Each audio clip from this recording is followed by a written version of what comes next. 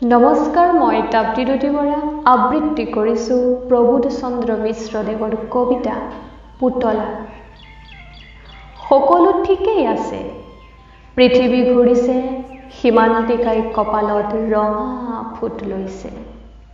হিমালয়ে স্থিত প্ৰজ্ঞতাত অটল আছে, মানুহবোৰ পুতলা হৈছে।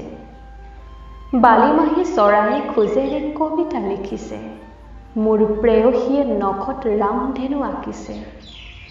গাভৰুৱে 21 শতিকাৰ দম্ভালিৰে উপাধি সলাইছে, মানুহবোৰ পুতলা হৈছে। ক্লান্ত হাতেৰে আকাশ খামুচি ধূলিউৰি বাট পাৰ কৰিলোঁ, নিজ হাতেৰে আবেগবোৰ ভাৱ হ'বলৈ এৰি দিছোঁ। আমিবোৰ পুতলা হ'লোঁ, নীলাচলৰ ৰেৱাত লুইতে সেৱা কৰে, যাত্ৰীয়ে আকৌ লুইতক ঘোলা কৰে। আশাবোৰে নিৰ্যাতন সহে, মন বন্দী হয় কংসৰ কাৰাগাৰত, কায়া বন্দী হয় পুতলা ঘৰত, মানুহবোৰ পুতলা হৈছে।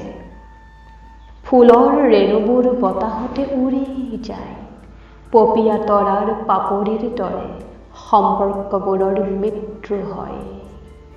আন তৰাবোৰ শূন্যতে উপঙিছে, মানুহবোৰে ভাওনা কৰিছে, মানুহবোৰ পুতলা হৈছে।